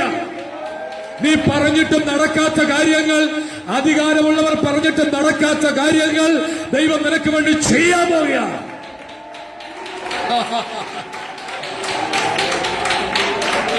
Praise God. അവര് ഇവനെ വിറ്റു, ജോസഫിനെ വിറ്റു. എത്ര വെള്ളിക്കാശിന്? അവനെ അടുത്ത വാക്കുന്നിട്ടെ 20 വെള്ളിക്കാശ്. യേശുവിനെ വിറ്റു എത്ര വെള്ളിക്കാശിന്? 30 വെള്ളിക്കാശ്. ജോസഫും യേശു തമ്മിലുള്ള താരതമ്യ പഠനം വെച്ച് നോക്കുമ്പോൾ ഏകദേശം അതുപോലെ വേദന സഹിച്ചതാണ്. യേശുവിനെ 30 വെള്ളിക്കാശിന് വിറ്റു, ജോസഫിനെ 20 എണ്ണി വാങ്ങിച്ചു. നിങ്ങൾ യോസഫിനെന്ന് കണ്ടേ? 17 വയസ്സുള്ള ആരെങ്കിലും ഇരിപ്പുണ്ടോ? 17 വയസ്സുള്ള ഇല്ല. അതിനകത്ത് 17കാർ കയറി വരട്ടെ ഞാൻ പ്രാർത്ഥിക്കുക. 17 വയസ്സുള്ള ഒരു ചെറുപ്പക്കാരൻ നഗ്നനായിട്ട്, ഉടുപ്പ് ഊരിയെടുത്തു, നഗ്നനായിട്ട് നിൽക്കുക. അവനെ നിങ്ങളൊന്ന് കണ്ടേ. ആ അച്ചാച്ചന്മാരെ കെട്ടിപ്പിടിച്ചിട്ട് എന്നെ വിൽക്കരുത്, ആദ്യത്തെ യാചന കിണറ്റിൽ തന്നെ രക്ഷപ്പെടുത്തു. വിൽക്കരുത്, എന്നെ വിൽക്കരുത്. അവര് കൊണ്ടുപോയി ഇശ്മായേലിലെ കച്ചവടക്കാർ തിരിഞ്ഞു നോക്കി കാണും.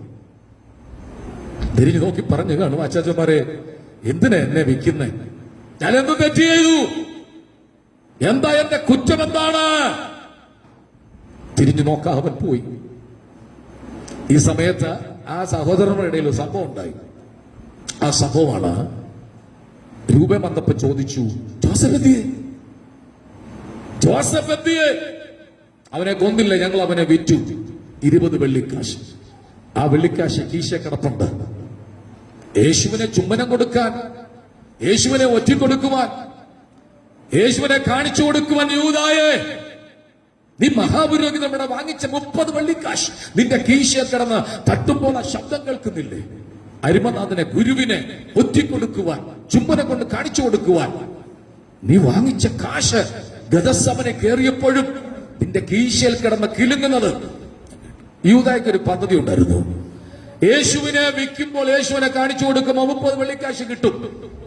ഒരു പ്രാവശ്യം യേശുവിനെ മലയുടെ മേളിൽ കൊണ്ടുവന്ന് തലകീഴായി തള്ളിയിടാൻ ഒരുങ്ങിയപ്പോൾ അതിന്റെ നടുവിലൂടെ യേശു പോകുന്നത് യൂദ കണ്ടതാ. അപ്പൊ യൂദ കണക്കൂട്ടി 30 വെള്ളിക്കാശ് എന്റെ പോക്കറ്റ് വീഴും, യേശു ഒരു വഴിയായിട്ട് അങ്ങ് പൊക്കോളൂ.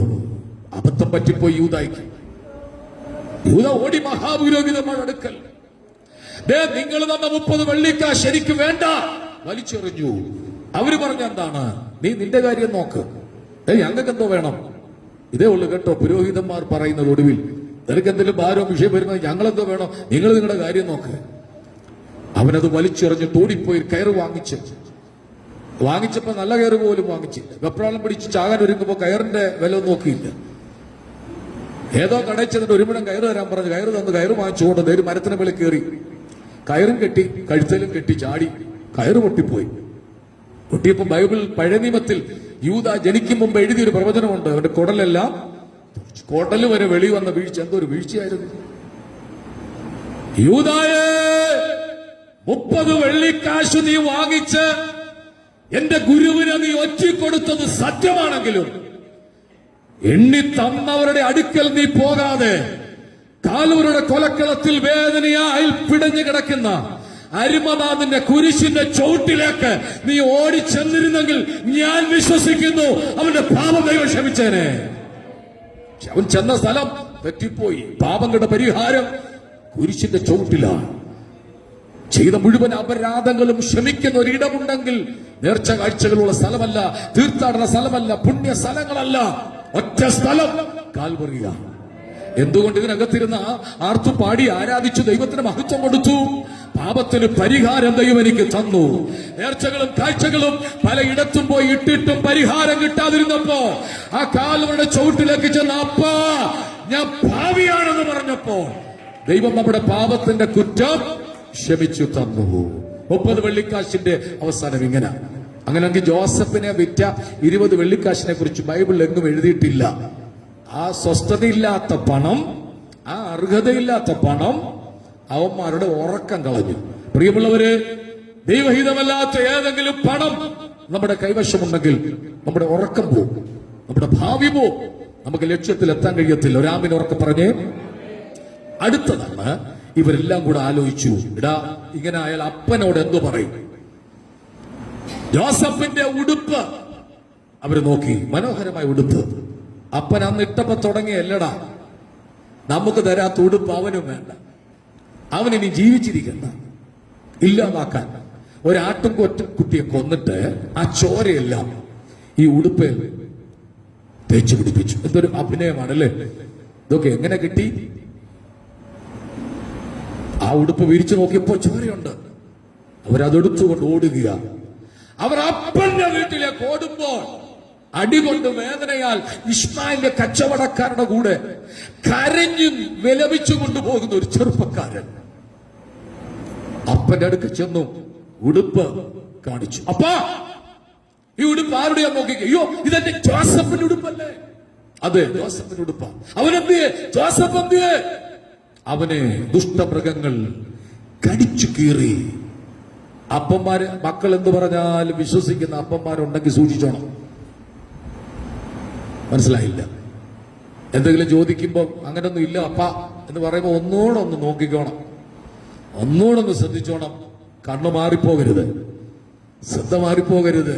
ഈ അപ്പൻ അങ്ങ് മക്കളെ വിശ്വസിക്കുക, എന്തു പറഞ്ഞാലും വിശ്വസിക്കുക. കാരണം അങ്ങനെയാണല്ലോ ജോസഫ് സിൽഫിയുടെ കഴിഞ്ഞ ആഴ്ച നമ്മൾ പഠിച്ചല്ലോ. ആ മക്കളുടെ കുറ്റങ്ങൾ വന്ന് പറയുമ്പോൾ അപ്പൻ അങ്ങ് വിശ്വസിക്കുമായിരുന്നു. ആ അപ്പൻ ആ ഉടുപ്പൊന്ന് നിവർത്തി നോക്കിയിട്ട് ഏതെങ്കിലും മൃഗങ്ങൾ കൊന്ന പാട് ആ ഉടുപ്പേലുണ്ടെങ്കിൽ, അത് കീറിയിട്ടുണ്ടെങ്കിൽ കീറിയെന്ന് കാണണ്ടേ? പക്ഷെ അങ്ങനെ ഒന്ന് നോക്കില്ല, വിശ്വസിച്ചു. ചോദ്യം ചോദിക്കുക, ഉടുപ്പ് പിരിച്ചു നോക്കുമ്പോ, എടാ കാട്ടുമൃഗങ്ങൾ, ദുഷ്ടമൃഗങ്ങൾ ജോസഫിനെ കൊന്നപ്പോൾ ഉടുപ്പൂരി വെച്ചിട്ടാണോ കൊന്നേ? അങ്ങനെ ചോദിക്കാം. ചോദിച്ചില്ല. ആ ഉടുപ്പ് മാറോട് ചേർത്ത് പിടിച്ച് പൊട്ടിക്കരഞ്ഞ്, എന്റെ മകനെ ജോസഫ്, നീ എനിക്ക് നഷ്ടപ്പെട്ടല്ലോ, എനിക്കിത് പിന്നെ കാണാൻ കഴിയത്തില്ലല്ലോ എന്ന് പറഞ്ഞ് പൊട്ടി പൊട്ടി കരയുന്ന വയോവൃദ്ധനായ യാക്കോബ്. യാക്കോബിന്റെ ജീവിത ചരിത്രം പഠിച്ച ഒത്തിരി ക്രൂക്കറ്റ് മൈൻഡിലൂടെ പലതും നേടിയത്, ജീവിതത്തിൽ അനുഭവിക്കുക പലതും, ചെയ്ത പ്രവൃത്തിയുടെ കർമ്മഫലങ്ങൾ അനുഭവിക്കും. അതുകൊണ്ട് ദൈവ വഴിയിലൂടെ സഞ്ചരിക്കണം, ദൈവ വഴി വിട്ടു പോകരുത്, ദൈവഹിതമല്ലാത്തതൊന്നും ഉപയോഗിക്കരുത്. കർമ്മഫലം യാക്കോബ് അനുഭവിക്കുക, പൊട്ടി പൊട്ടി കരയുക. എന്റെ കൂടെ ബൈബിൾ സ്കൂളിൽ പഠിക്കാൻ അവർ കേൾക്കാതിരിക്കട്ടെ, ലൈവാണ്. ഒരു മോനെ വിട്ടു, ആ അമ്മയ്ക്ക് സഹിക്കാൻ പറ്റുന്നില്ല. ഇവിടെ അടുത്തുള്ളത് തന്നെ ഒരിപ്പോ ലൈവ് കാണുന്നുണ്ടായിരിക്കും, നിങ്ങളെ കുറിച്ചല്ല. ആ മോനെ പഠിക്കാൻ വിട്ടിട്ട് അമ്മയ്ക്ക് സഹിക്കാൻ പറ്റുന്നില്ല.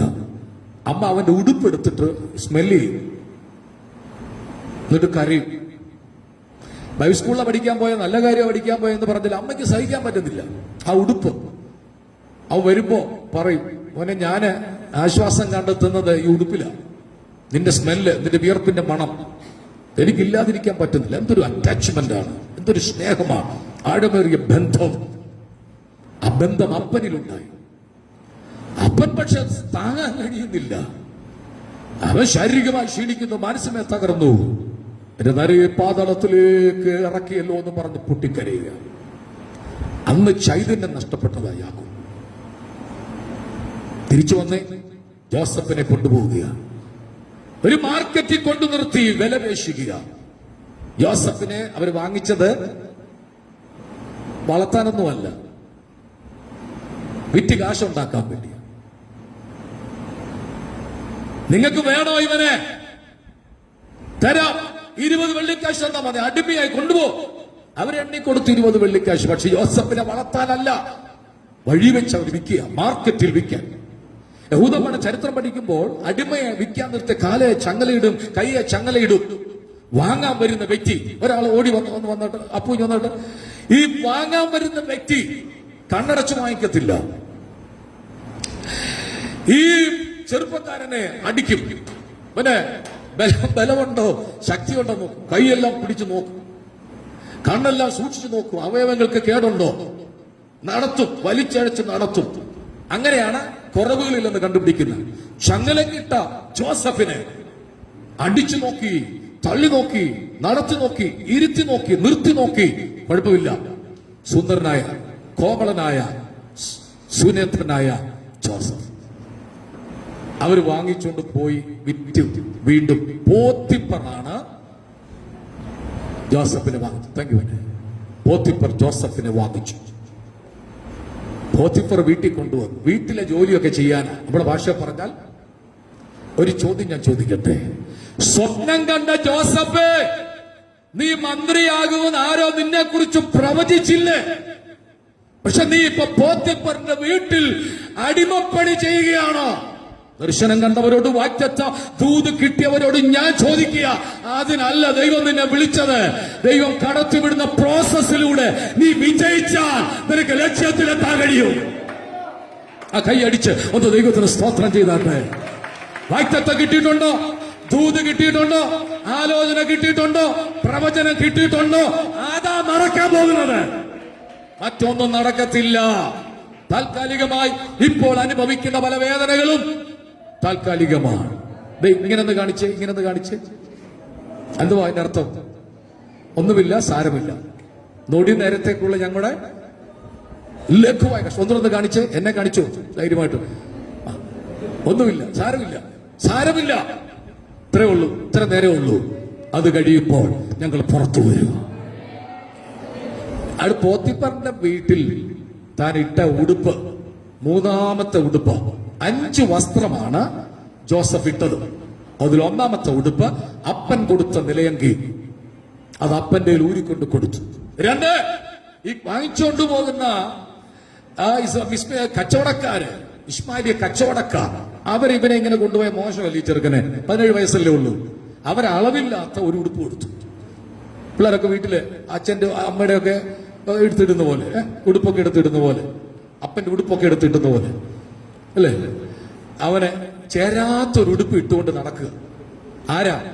സ്വപ്നക്കാരൻ. ആരാ? ദർശനക്കാരൻ. നീ ഞങ്ങളുടെ രാജാവാകുമോ? നീ ഞങ്ങളെ വാഴുമോ? നോക്ക, ഈ ശുശ്രൂഷ കഴിയുമ്പോ ഇതിനകത്ത് ഭയങ്കര മാറ്റങ്ങൾ ഉണ്ടാകാൻ പോവുകയാണ്. ഈ പ്രോസസ്സിലൂടെ പോകുന്ന ചില കുടുംബത്തിനകത്ത് ഇരിപ്പുണ്ട്. നിങ്ങൾ പുറത്തു വരാൻ പോവുകയാണ്. യേശുവിന്റെ നാമത്തിൽ നിങ്ങൾ പുറത്തു വരാൻ പോവുകയാണ്. ദൈവം നിങ്ങളെ പുറത്തെടുക്കാൻ പോവുക. ആകപ്പാടെ നോക്കുമ്പോ ചേരുന്നില്ല. ഞാനിപ്പോ ഒരു വലിയ ഉടുപ്പ്, ഒരു 6 അടി പൊക്കമുള്ള ഒരാളുടെ ഒരു ഉടുപ്പ് ഇട്ട് ഞാൻ ഇവിടെ നിന്നാ നിങ്ങളെല്ലാം കൂടെ ആദ്യം വരും, എന്ത് ചെയ്യും? നോക്കും.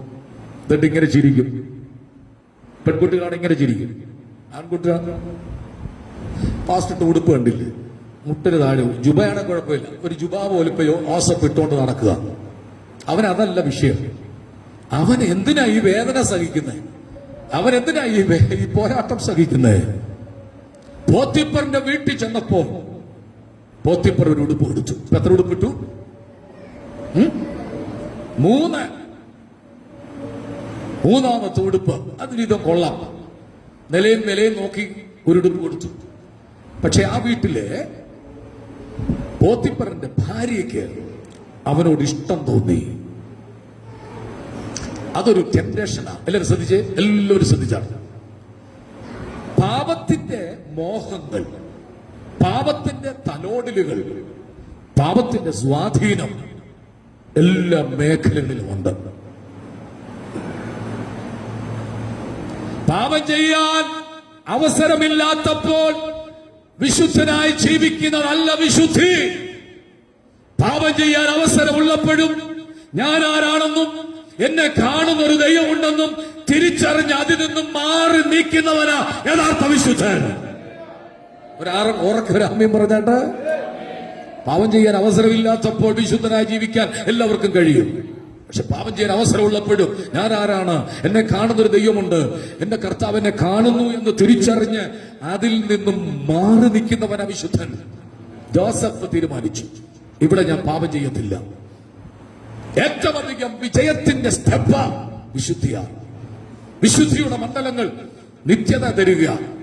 നിങ്ങൾ ഇവിടെ വിശുദ്ധിയോട് ജീവിച്ചില്ലെങ്കിലും കാറും വീടും ബംഗ്ലാവും ഒക്കെ കിട്ടും. അത് വിശുദ്ധിയുടെ മാനദണ്ഡമല്ല, അത് ദൈവങ്ങൾക്ക് തരുന്ന ഗിഫ്റ്റാണ്, ദാനമാണ്. പക്ഷേ നിത്യത, എല്ലാവരും എന്നെ ശ്രദ്ധിച്ച്, നിത്യത ലഭിക്കുന്നത് വിശുദ്ധിയുടെ അടിസ്ഥാനത്തിലാണ്. ഒരാമി പറഞ്ഞേ, ഈ ആമി പോരാ. എന്റെ സഭയിലെ പ്രിയപ്പെട്ടവർ വചനം പഠിച്ചു പോണം. ജോസഫ് തീരുമാനിച്ചു പാപം ചെയ്യത്തില്ല. ഓടിപ്പോകാൻ അവസരമുണ്ടായിരുന്നു. അച്ചാച്ചന്മാർ പിടിച്ചു കെട്ടിയപ്പോൾ ഓടാമായിരുന്നു, ഓടിയില്ല. അത്രയ്ക്കും ജോസഫ് സഹോദരന്മാരെ വിശ്വസിച്ചു. ചിലരൊക്കെ അന്ധമായി വിശ്വസിക്കുന്നത് സൂക്ഷിച്ചോണം. ഹലോ, ഇപ്പൊ അത്ര പറയുന്നു, കണ്ണട ചിലരെ വിശ്വസിക്കരുത്. ജോസഫ് സഹോദരന്മാരെ വിശ്വസിക്കാതിരിക്കാൻ പറ്റുമോ? ഓടിപ്പോകാം, പാവം ചെയ്തില്ല. ഇസ്മായിലെ കച്ചവടക്കാരുടെ പിടിയിൽ നിന്നും അവൻ ഓടിപ്പോവാം, പോയില്ല. എടാ, ഒരുത്തനെ ഉയർത്തണമെങ്കിൽ ഇങ്ങനെ കയറ്റിവിടണോ? ഈ അവസ്ഥയിലോട്ട് കടത്തിവിടണോ? വേണ്ട. നിങ്ങൾ ശ്രദ്ധിച്ചു കേൾക്കണമേ. ആ വീടിനകത്തെ വിശുദ്ധി സൂക്ഷിച്ചു. എന്തുകൊണ്ട്? പോത്തിപ്പർ പറഞ്ഞൊരു വാക്കുണ്ട്, നീ ഇവിടെ അനുഗ്രഹിക്കപ്പെട്ടവനാ, ഈ വീട്ടിൽ എന്റെ സിംഹാസനം ഒഴിച്ച് ബാക്കിയെല്ലാം നിനക്ക് തരിക. പക്ഷെ ഈ സ്ത്രീ ദുശാഠ്യ സ്ത്രീയാ. നമ്മുടെ ഭാഷ പറഞ്ഞാൽ എങ്ങനെയെങ്കിലും ജോസഫിനെ കൊണ്ട് പാപം ചെയ്യിപ്പിക്കണം. പല പ്രാവശ്യം പാപത്തിലേക്ക് വീഴ്ത്തിയിടാൻ വേണ്ടി പ്രലോഭനങ്ങളും മോഹങ്ങളും ഈ സ്ത്രീ കാണിച്ചു. ഇത് സഭയോഗമായിട്ട് പറയാൻ പറ്റത്തില്ല. വസ്ത്രധാരണയിലൂടെ, സംസാരങ്ങളിലൂടെ, ദ്വയാർത്ഥ പ്രയോഗങ്ങളിലൂടെ സെക്സിലേക്ക് കടത്തിവിടാൻ, മോഹങ്ങളിലേക്ക് കടത്തിവിടാൻ, പാപത്തിലേക്ക് കടത്തിവിടാൻ ജോസഫിനോട് ശ്രമം നടത്തി. മൈൻഡ് ചെയ്തില്ല, അവൻ നോക്കിയില്ല. എന്നെ കാണുന്നൊരു ദൈവം ഉണ്ടെന്ന് അവൻ പറഞ്ഞു. മക്കളെ, കുഞ്ഞുങ്ങളെ, പ്രിയപ്പെട്ടവരെ, ഇതെപ്പോഴും നിങ്ങളുടെ മനസ്സിനകത്തുണ്ടായിരിക്കണം.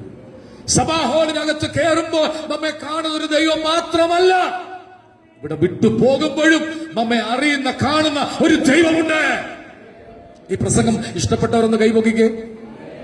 എല്ലാവർക്കും ഇഷ്ടപ്പെട്ടു. കാരണം നമ്മളെ കുറിച്ചല്ലേ, യോസഫിനെ കുറിച്ചല്ലേ. അവൻ നമ്മളെന്തിനാ ഇഷ്ടപ്പെടാതിരിക്കുന്നത്? കേട്ടോ, ഒരു ദിവസം അവൻ തന്റെ കർമ്മം ചെയ്യാൻ വീടിന്റെ മുറിയിൽ കയറിയപ്പോൾ ഈ സ്ത്രീ ഓടിച്ചെന്ന് ജോസഫിനെ കടന്നു പിടിച്ചു. ജോസഫ് കുതറിയോടി. പാപം ചെയ്യാം, ആരും കാണുന്നില്ല, ആരും അറിയുന്നില്ല, പക്ഷേ അവൻ കുതറി ഓടി. അതാണ് സ്ത്രീ പീഡനം. ഇത്ര മിനിറ്റിൽ കൂടുതൽ ഒരു സ്ത്രീ എന്ത് ചെയ്യാൻ പാടില്ല, നോക്കാൻ പാടില്ല. നോക്കിയാൽ പീഡനമാണ്, പീഡനമാണ്, പീഡനമാണ്. ഇപ്പൊ ആർക്കും കൊണ്ട് കേസ് കൊടുക്കാം, ആർക്കും എതിരെ കൊടുക്കാം. സ്ത്രീ പീഡനം. ഞാൻ പുളിക്കി പോലീസ് സ്റ്റേഷനിലെ ഒരു റെസ്ക്യൂ വിഷയത്തോളം ബന്ധത്തിൽ ചെല്ലുമ്പോ ഒരു ഭാര്യ ഭർത്താവ് ഒരു കുഞ്ഞിനെ എടുത്തോണ്ട്, എനിക്കൊന്ന് ഒരു 6 മാസമുള്ള കുഞ്ഞിനെ എടുത്തുകൊണ്ട് അവിടെ വന്നിരിക്കുക. എന്താ പറ്റി, എന്താ നിങ്ങളുടെ പ്രശ്നം, എന്താണ്? കേസ് കൊടുക്കാൻ വന്ന. എന്താ? അപ്പുറത്തെ വീട്ടുകാരൻ ഭയങ്കര പ്രശ്നം, ഞങ്ങളെ ഉറങ്ങാൻ സമ്മതിക്കുന്നില്ല, സമാധാനത്തോടെ കിടക്കാൻ പറ്റില്ല, അതുകൊണ്ട് കേസ് കൊടുക്കാൻ വന്നു. അത് സ്വാഭാവികമാണ്. എന്താ വിഷയം? എന്റെ കുഞ്ഞിനെ മാനഭംഗപ്പെടുത്താൻ വന്നു. 6 മാസം പ്രായമുള്ള കുഞ്ഞിനെ മാനഭംഗപ്പെടുത്താൻ വന്നെന്ന് പറഞ്ഞ് കേസ് കൊടുത്താൽ പോക്സോ കേസാണ്, അകത്തു പോകും. അതുകൊണ്ട് എന്ത് സംഭവിച്ചു? ഞാൻ പറഞ്ഞു മനസ്സിലാക്കി കൊടുത്തു, തെറ്റാ, ചെയ്യരുത്, വിട്ടുകളയാൻ പറഞ്ഞു. പോലീസുകാർക്ക് CIക്കും കാര്യം മനസ്സിലായി, മനഃപൂർവ്വം കേസ് കൊടുക്കാനാ. ഒടുവിൽ വാദി പ്രതിയാകുമെന്ന് പറഞ്ഞു. സ്ത്രീപീഡനത്തിന് യോസഫിനെതിരെ കേസ് വന്നു, കോടതി വിധിച്ചു. പോത്തിഫറിന്റെ ഭാര്യയെ കയറി പിടിക്കാൻ ശ്രമിച്ചതിന്റെ പേരിൽ ജോസഫിനെ തടവിലിടാൻ കൽപ്പിച്ചു. ഇപ്പൊ ഇട്ടിരിക്കുന്ന ഉടുപ്പ് 4ാമത്തെ, ഈ ഉടുപ്പിന് ഒരു പേരിടാം, തടവ് വസ്ത്രം. 45, 138, 138 ആയിക്കോട്ടെ, നമ്പർ അടിച്ചു, അടി കൊടുത്ത് ജോസഫ് എവിടെ കിടക്കുക? ജയിലിൽ കിടക്കുക. ആര്? സ്വപ്നക്കാരൻ. ആര്? ദർശനക്കാരൻ. ആര്? അഭിഷേകമുള്ളവൻ. ആര്? രാജ്യത്തെ രണ്ടാമനായി മന്ത്രിയാകും, രാജാവാകുമെന്ന് ദൈവം പറഞ്ഞവൻ ഇപ്പൊ എവിടെ കിടക്കുക? പല പ്രവചനം കേട്ടിട്ടും പല ദൂത് കേട്ടിട്ടും നിനക്ക് എത്തേണ്ടിടത്ത് എത്താൻ കഴിഞ്ഞില്ലെങ്കിൽ വിഷമിക്കരുത്. നീ ടാർഗറ്റിൽ എത്താൻ പോകുക. ഓ, ചേർന്നാമീൻ പറഞ്ഞാട്ടെ. നിന്റെ ലക്ഷ്യത്തിൽ ദൈവം എത്തിക്കാൻ പോകുക. ഈ മനുഷ്യൻ അവിടെ കിടന്ന് കരഞ്ഞു, നിലവിളിച്ചു. ആരും കേട്ടില്ല. ഇപ്പൊ ഇട്ടിരിക്കുന്ന ഉടുപ്പ് 4ാമത്തെ ഉടുപ്പാണ്. ജോസഫ് ചെയ്ത തെറ്റിന്റെ കുറ്റം അനുസരിച്ചുള്ള ശിക്ഷയല്ല. ഇവിടെ കിടക്കാൻ പറഞ്ഞു. പക്ഷെ സ്വർഗം അടങ്ങിയിരിക്കുമോ? ഒറ്റ വാക്ക് കൂടെ പറയാം. ജോസഫ് ജയിലിൽ കിടന്നു, ദൈവം അവനോട് കൂടെ ഇരുന്നു. ആ വാക്യം ഞാനങ്ങ് പറഞ്ഞു വിടാം. ജോസഫ് ജയിലിൽ കിടന്നു, ദൈവം അവനോട് കൂടെ. ജയിലിനകത്ത് ആരിക്കുക? ദൈവം വന്നിരിക്കുക. ജോസഫ് അവിടെ കിടന്ന് സുഖമായി സ്വപ്നങ്ങൾ, ദർശനങ്ങൾ കാണാൻ തുടങ്ങി. മാസങ്ങൾ, വർഷങ്ങൾ കഴിഞ്ഞു. അവനെ പുറത്തെടുക്കാനുള്ള ടൈം ആയപ്പോൾ ഒരു വിളിയുണ്ടായി. ഞാൻ ഇന്ന് ആ ഭാഗം അവസാനിപ്പിക്കുക. പകയ്ക്കുന്നവർ കണ്ട് ലജ്ജിക്കേണ്ടതിന് ദൈവം നന്മയ്ക്കൊരു അടയാളം ചെയ്യാൻ പോവുക. എല്ലാ കണ്ണുകളും അടച്ചാട്ട്, എല്ലാ കണ്ണുകളും അടച്ചാട്ട്, എല്ലാ കണ്ണുകളും അടച്ചാട്ട് നിങ്ങൾക്ക് വേണ്ടി പ്രാർത്ഥിക്കാം. ദൈവമേ, ആമേൻ. അനാവശ്യമായ വേദനകളിലൂടെ, അനാവശ്യമായ ശിക്ഷകളിലൂടെ ആരെങ്കിലും കടന്നു പോകുന്നെങ്കിൽ നിന്നെ വിടിവിക്കുന്ന ഒരു കരം ഇന്ന് പകൽ നിനക്ക് വേണ്ടി വെളിപ്പെടാൻ പോകുക.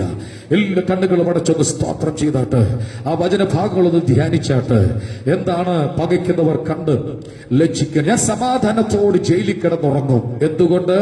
നീയല്ലോ എന്നെ നിർഭയം വസിക്കുമാറാക്കുന്ന കാരണം എന്നെ കാണിച്ചൊരു സ്വപ്നം, എന്നെ കാണിച്ചൊരു വെളിപ്പാട് നടക്കാൻ പോകുക.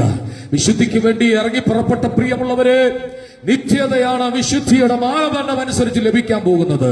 ഭൗതിക നന്മകളെല്ലാം വിശുദ്ധിയുടെ അടിസ്ഥാനത്തിലല്ല, അത് കൃപയുടെ അടിസ്ഥാനത്തിലായിരിക്കാം. ഇന്ന് പകൽക്കാലം തീരുമാനമെടുക്ക്. ദൈവഹിതമല്ലാത്ത എന്തെങ്കിലും സംഭവിച്ചെങ്കിൽ അതെല്ലാം കർത്താവിന്റെ ഏറ്റുപറ. ദൈവമേ, ഞാൻ കണ്ട സ്വപ്നത്തിന്റെ സമാപ്തിയിലേക്ക് എന്നെ എത്തിക്കാൻ പോവുകയാണല്ലോ. ദർശനത്തിനൊരു അവധി വെച്ചിരിക്കുകയാണല്ലോ. അതതിന്റെ സമാപ്തിയിലേക്ക് ബന്ധപ്പെടുകയാണല്ലോ എന്ന് പറയാൻ തക്കവണ്ണം ഇന്ന് പകൽ ആകെ കണ്ണുകൾ തുറക്കട്ടെ. എല്ലാ കണ്ണുകളും അടച്ച്, എല്ലാ കണ്ണുകളും അടച്ച് നമുക്ക് ദൈവത്തോട്